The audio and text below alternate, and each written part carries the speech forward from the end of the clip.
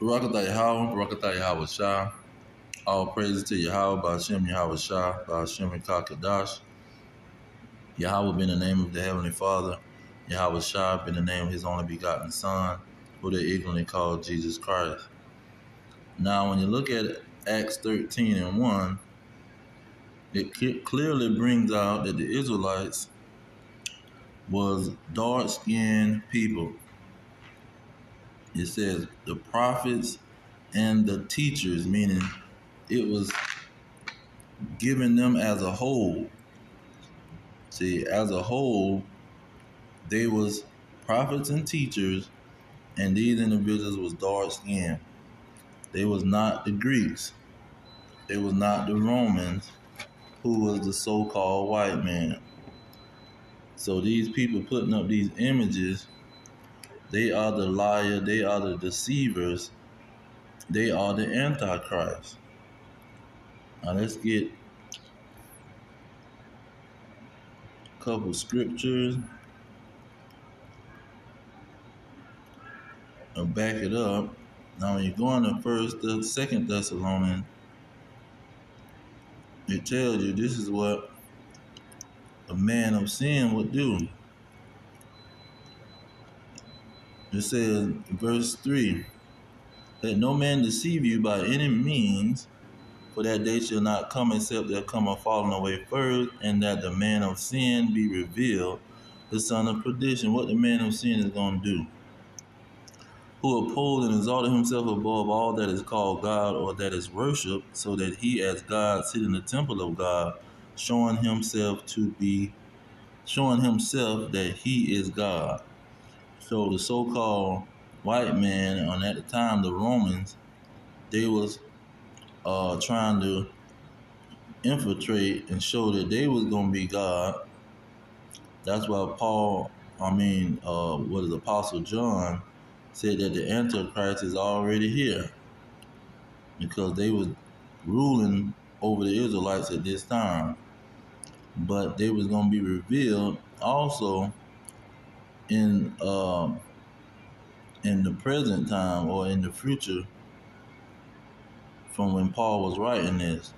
Verse 8 is saying, then shall that wicked be revealed,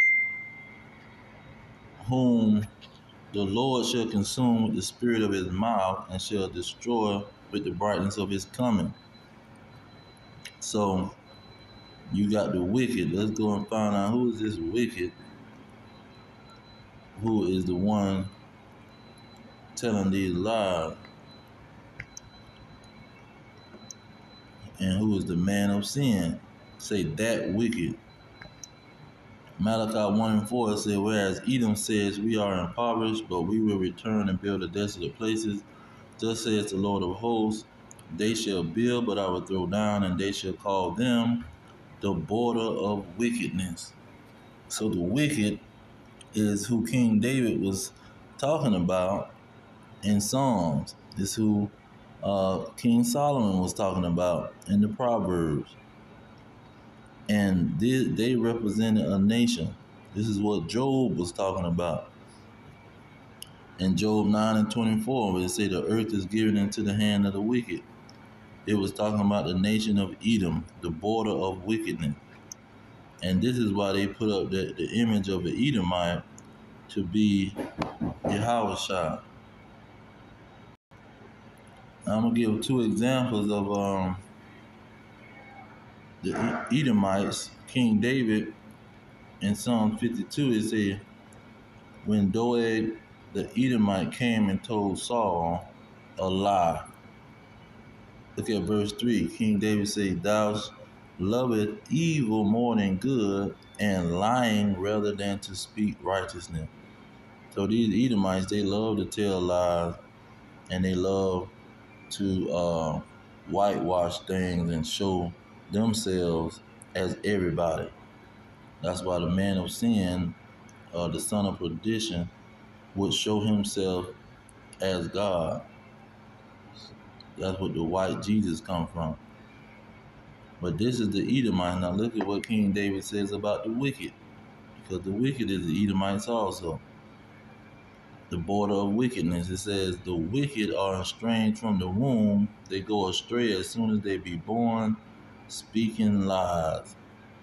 So they was going to be the border of wickedness, lying and telling people that the Israelites was Edomites. The Israelites was so-called white people when they really was black, as the scriptures say. See, and the New Testament clearly say that the prophets and the teachers were black or dark-skinned people. Now when you go into one more, John 4 and 24, it say God is a spirit, and they that worship him must worship him in spirit and in truth. So you have to tell the truth. You can't be telling a bold-faced lie and saying it's a white Jesus. See, you can't say it's a white Jesus and it don't matter. See, everything matter because you're dealing with truth and you're dealing with the lies. When you're dealing with the truth and you setting the standard as that, you can't come out your mouth and say something don't matter. See, it matters when the Lord say this is how you have to worship him, with the truth. What else he said in chapter 8? John 8 and 32, it says, and ye shall know the truth, and the truth shall set you free. So the truth is going to also set the Israelites free spiritually and eventually physically. But mainly spiritually, the truth is going to set the Israelites free because these Edomites, they love to tell lies, and they came out the womb telling lies. They're the border of wickedness. And so the scriptures clearly say that the Israelites was a dark-skinned people. When you go into Revelation, the whole books of Revelation start off with giving a description of Yahushua. The beginning of the whole book, I'm going to start at 14 and saying his head and his hairs were white like wool, as white as snow, and his eyes were a flame of fire, and his feet like unto fine brass, as if they burned in a furnace, and his voice as the sound of many waters. See, it was straight up saying that he was dark brown, brass burnt in a furnace. And the prophets and the teachers was always dark-skinned, brown people. But you got the Edomites that's telling history, and we know when it comes to history, they love telling a bold-faced lie. But I just want to bring that out real quick. All praises to Yahweh, Bahashem, Yahweh Shah, Bahashem, Kakadash. Double honors to the elders pushing the truth. Peace to these elect worldwide. Our kingdom is at hand. Shalom.